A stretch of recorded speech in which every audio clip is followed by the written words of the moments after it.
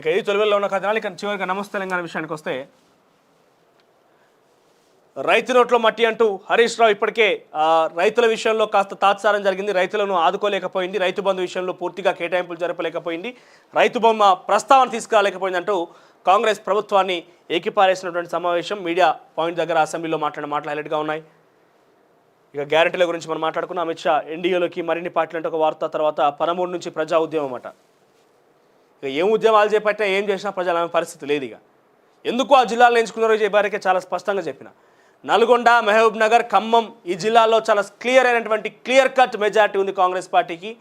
So ఏదో అంశం కావాలి. గతంలో అభివృద్ధి పనులు, ఆవిష్కరణలు, పథకాలు ఇవేం చెప్పినా కూడా ప్రజలు నమ్మలే. మరి ఈసారి ప్రజలకు కొత్త అంశంతో తెరమిరికి పోవాలి కాబట్టి ఆ కొత్త అంశం ఏం దొరికిందయ్యా అంటే కేఆర్ఎంబి దొరికింది. మరి కేఆర్ఎంబి గురించి మీరు పోరాడే ముందు ఎందుకు నీటి పంపకాల విషయంలో యాక్సెప్ట్ చేసిరో దాని గురించి కూడా చెప్పాలి కదా. 299 టీఎంసీలు తెలంగాణకు, 500 పైచిలకు టీఎంసీలు ఆంధ్రప్రదేశ్ రాష్ట్రానికా? ఎట్లా యాక్సెప్ట్ చేసిర్రు? కేసీఆర్ ఎట్లా సంతకం పెట్టిండు? అపెక్స్ కమిటీ మీటింగ్కి ఎందుకు హాజరు కాలేదు? కేఆర్ఎంబి విషయంలో నిర్ణయం తీసుకోమని చెప్పి కేంద్ర ప్రభుత్వం పలుమార్లు రాష్ట్ర ప్రభుత్వానికి సూచన చేస్తే ఎందుకు మీరు నిర్ణయం తీసుకోలేకపోయారు? వీళ్ళ దగ్గర రెండు అంశాలు, ఒకటి ఆటో డ్రైవర్లు, మరొకటి కేఆర్ఎంబి ప్రాజెక్ట్. అంతకు మించి ఏం లేదు వాళ్ళ దగ్గర. ఇవన్నీ ఏం కావాలన్నా అవన్నీ కూడా 100 రోజుల సమయం అన్నారు. 100 రోజుల దాకా ఏం చేయాలో రాష్ట్ర ప్రభుత్వం కూడా చాలా క్లియర్ కట్ ఆలోచనతో ఉన్నది. ఏం చేయాలో చాలా నిర్ణయం తీసుకుని ఉన్నది. వాళ్ళు ఆ దిశగా ప్రయత్నం చేస్తూనే ఉన్నారు. ఈ 2 అంశాలను పట్టుకొని ప్రజలకు పోయేది ప్రయత్నం చేస్తుంది. చూద్దాం ఎంత లాగుతారో దీన్ని. ఓవైపు వీళ్ళు ప్రయత్నం చేస్తున్న, మరోవైపు తీగలు లాగి డొంకరు కదిలించేందుకు రాష్ట్ర ప్రభుత్వం ప్రయత్నం చేస్తుంది.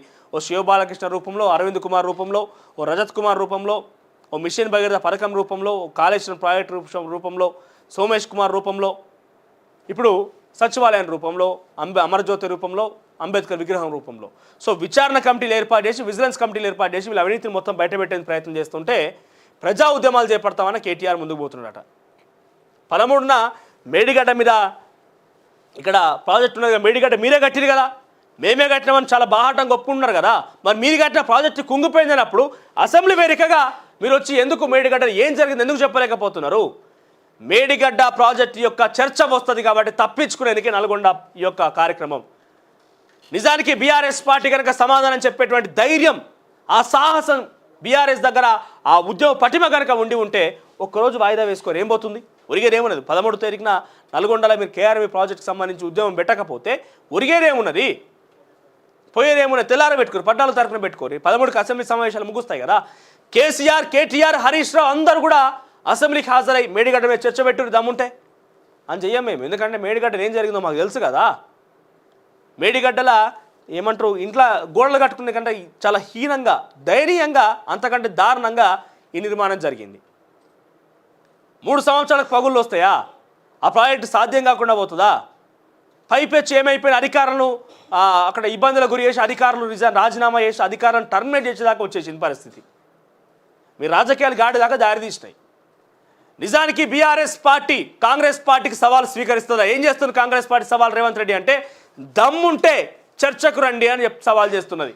హరీష్ రావు యాక్సెప్ట్ చేసినావు కదా, ఎస్ నేను రెడీ వస్తా, ఎక్కడంటే అక్కడికి వస్తా, టైం చెప్పు, ప్లేస్ చెప్పు, అడ్రస్ చెప్పు అన్నారు కదా. వాళ్ళు చెప్పారు 13వ తారీఖున మేడిగడ్డ మీద చర్చకు సిద్ధమని చెప్పారు. ఒకవేళ మీరు సిద్ధం అంటే వాళ్ళు మేడిగడ్డ టూర్ని క్యాన్సిల్ చేసుకుంటారట. మీరు సిద్ధమా?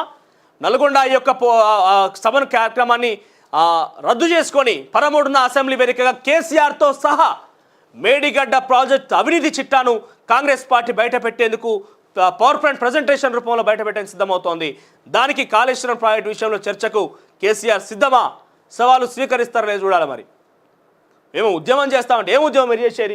కాళేశ్వరం ప్రాజెక్టు తప్పించుకోవడానికి అక్కడ ఉద్యమం అని చెప్పి ప్రోగ్రామ్ పెట్టుకుంటారు అంతే, అంతకుమించి పేరు ఏం లేదు. ఇక ఇక్కడ తప్పించుకుంటే ఎందుకు ఆడ కార్యక్రమం షురు చేస్తారు.